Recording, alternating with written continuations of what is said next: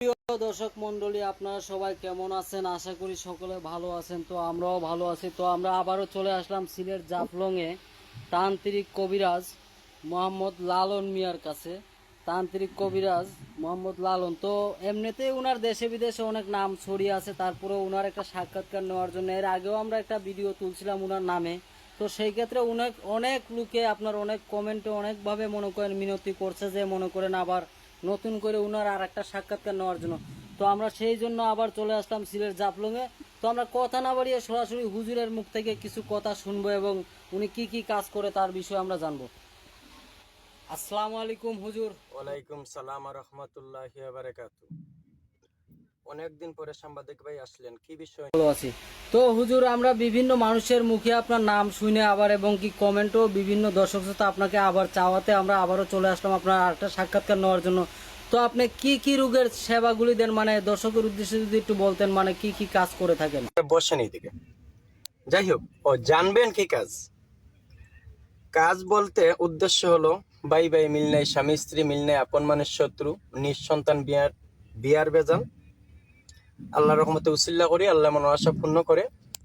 এবং স্বামী স্ত্রী অমিল, প্রেমিক প্রেমিকাকে পাওয়া পাওয়ার মাধ্যমে বাধা, সেগুলা উসিল্লা করি, উসিল্লার মাধ্যমে আল্লাহ মনোর আশা পূর্ণ করে। হুজুর, এই যে আমরা বিভিন্ন এখানে দেখতে পারতেছি বিভিন্ন জিনিসপত্র আপনার মনে করেন যে বিভিন্ন ধরনের কিতাব এবং মনে করেন অনেক কিছু দেখা যাইতেছে। তো সেই ক্ষেত্রে আপনি এখন কি বর্তমানে কোনো কাজ নিয়ে আসেন নাকি, যদি দর্শকের উদ্দেশ্যে কি আপনি কাজটা দেখাইতে? কাজ নিয়ে বইছি বর্তমানে, আপনারা দেখতে চাইছেন, দেখুন দেখেন। ও কোন দুটো কাজ? মানে স্বামী স্ত্রী একটা অমিল, আর প্রেম ভালোবাসা ব্যর্থ অমিল। দেখতে চাইছেন? আপনারা বসেন, দেখার মাধ্যমে তো আবার কোনো ভয় পাবেন না। ভয় যদি না পান, আল্লাহর রহমতে সুষ্ঠুভাবে বসেন, আমি দেখাইতেছি।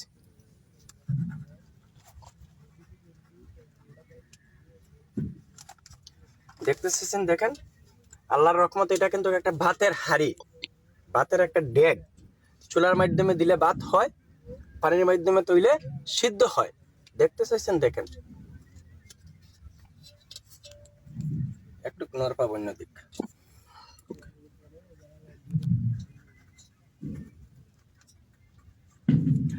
যে দুটো মানুষের কাজের জন্য বইছি, তার নাম ঠিকানা সবই নিলাম।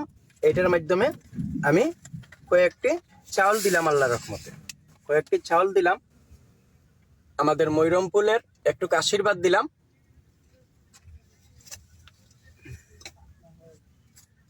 চন্ডপুরি, এটা একটু মা আশীর্বাদ দিলাম।